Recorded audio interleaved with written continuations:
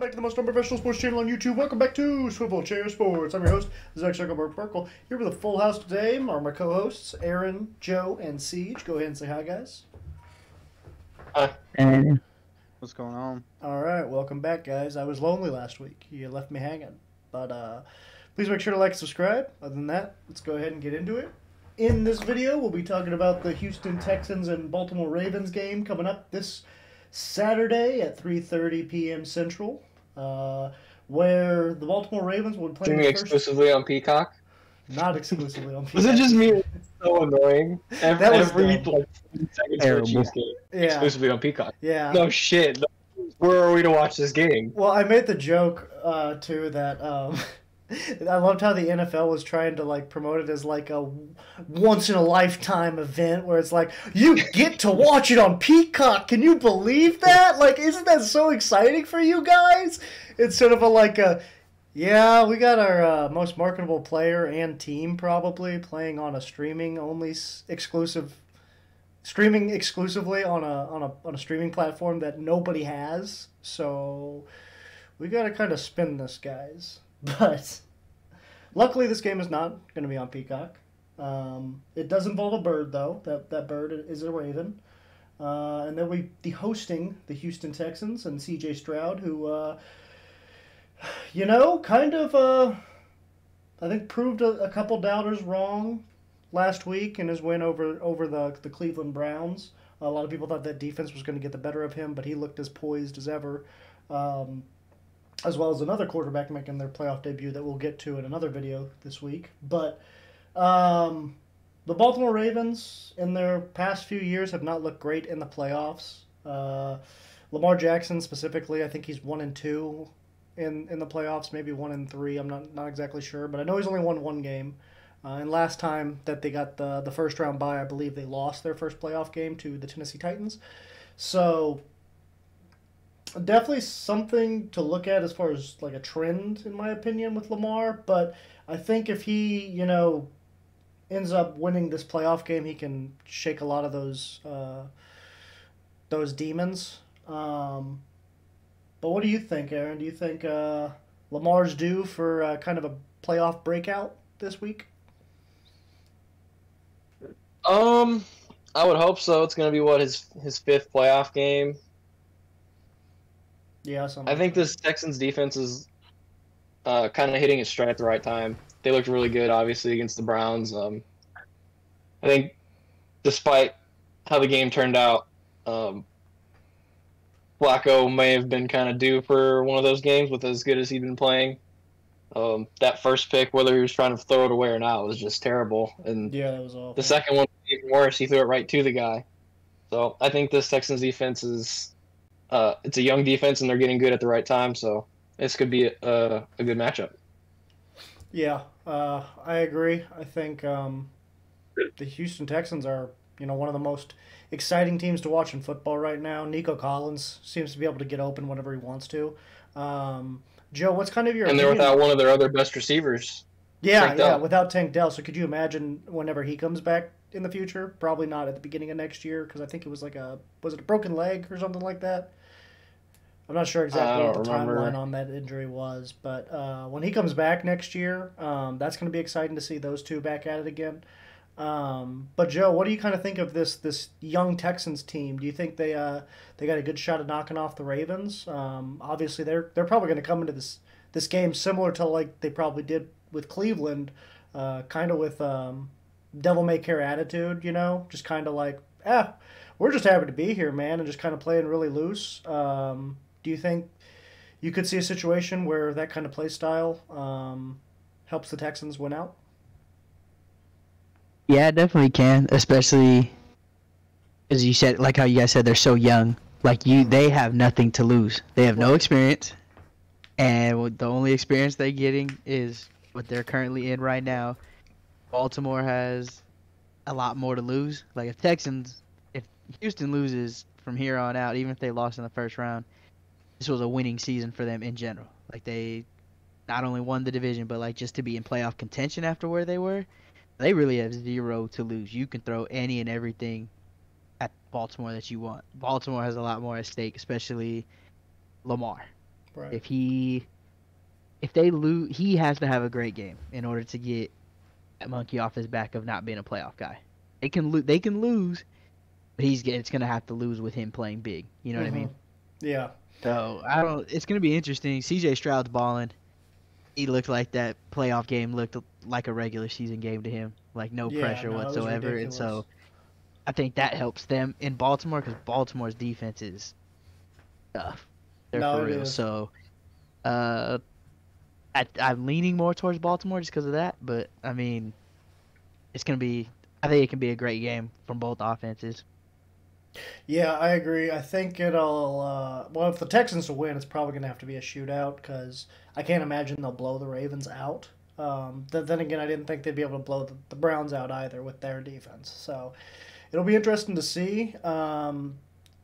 I I know. think if Lamar doesn't have a good game or good set of games this postseason, he's in danger of becoming, in my mind, similar to Dak Prescott, just kind of like the guy who shies away when the lights are the brightest. Yeah, I think the one difference there would be that Lamar's at least got the MVP, probably MVPs after this year. Um, one person I can't remember who compared him to like if he has another bad playoff this year, they compared him to like maybe a James Harden of the NFL kind of to where like he's an amazing regular season player, but once he gets to the playoffs, he just kind of falls short every single time. I thought that was a really good comparison because James obviously won MVP once, probably should have won it at least twice. Um, so I think that's really a really good comp. And with that being said, Siege, do you think that considering Lamar's probably going to win MVP for the second time this year, uh, how do you think losing a game against a rookie CJ Stroud and this young Texans team would impact his legacy? How it would impact his legacy? I mean, I'm not really too sure. Like you guys said earlier, Lamar's struggled in the playoffs. Mm-hmm. Um, so I mean, if he does lose, yeah, it's gonna show that he hasn't really matured over the how many years has he been in the league? I Like think like six, maybe seven, five. 6, 7. Yeah.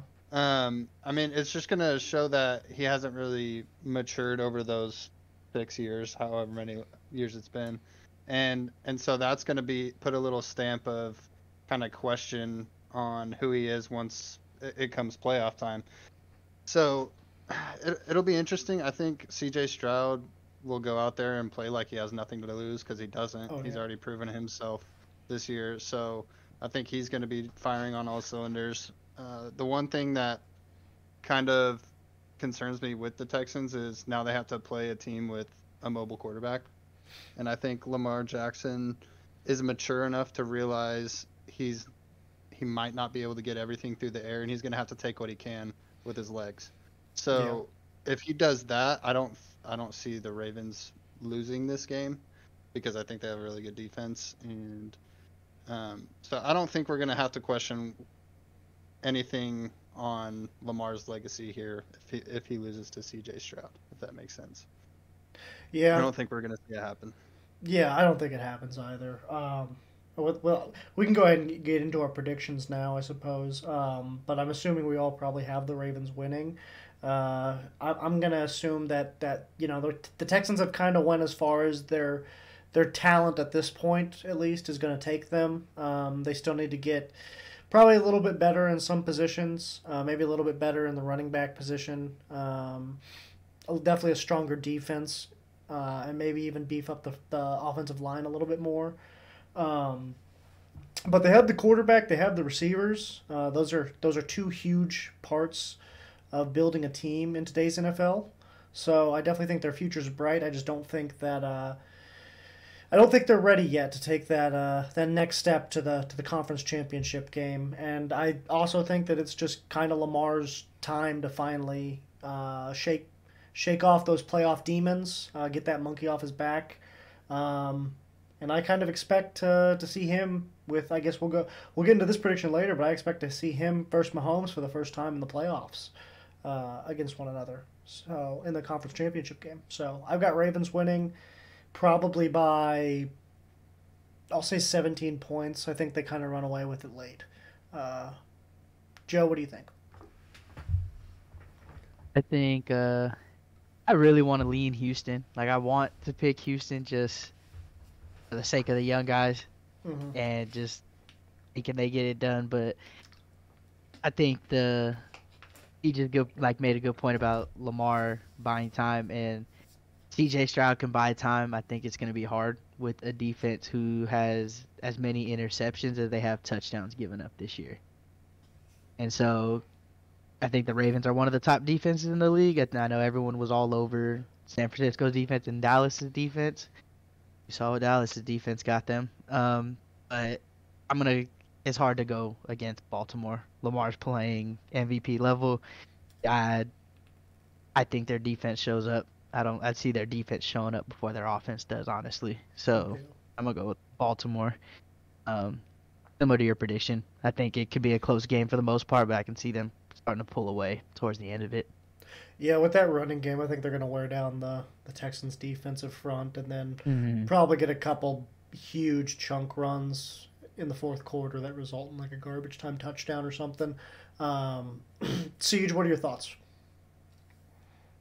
I got Ravens Like it? 31-20. Yeah, That's my prediction. sounds good. If I get it correct, I win a lot of money too. So Oh, ooh, gambling man. Gambling man. Yeah. it's Uh, okay. I only put like $2 on the correct score. oh, So. well, there you go. That's a, it's a All right, good that's what bet. we're rooting for. It's a good bet. Yeah, Yep. let's go. 31-20. 31-20. Aaron, who you got? I have the Texans. Oh, I like it. I'm not, as crazy as it sounds to say, I'm not completely sold on Lamar Jackson. No, I And get it. CJ Stroud was, I really liked him coming out of the draft. The Texans have, since they've shown some promise with their young receiving core, they've kind of been my dark horse team. And I think it's a good kind of shootout-y game in a different way. I think the Ravens kind of dominate in the run game and the Texans kind of flex in the passing game. But ultimately, I think the Texans come out on top by 3. Oh, I really like it. Do you think it's going to be like a walk-off field goal, Like or do you it. think it's going to be like Ravens? do. I do. Oh. Yeah. Who's their kicker? Yeah, Kaimi Fairbairn? is it Fairbairn still? Fairbairn is for Hell for yeah. Houston it is. I hope Fairbairn's got balls of steel then, because that's going to be exciting. I really want to see a walk-off field goal this year in some sort of game. At least in case y'all got anything else, I think that'll do it for this episode of the most unprofessional sports channel on YouTube, Swivel Chair Sports. I've been your host, Zach Circleberg Burkle, here with my co-hosts today, Aaron, Joe, and Siege. Go ahead and say bye, guys. Yo. Bye. All right. That'll do it. Deuces.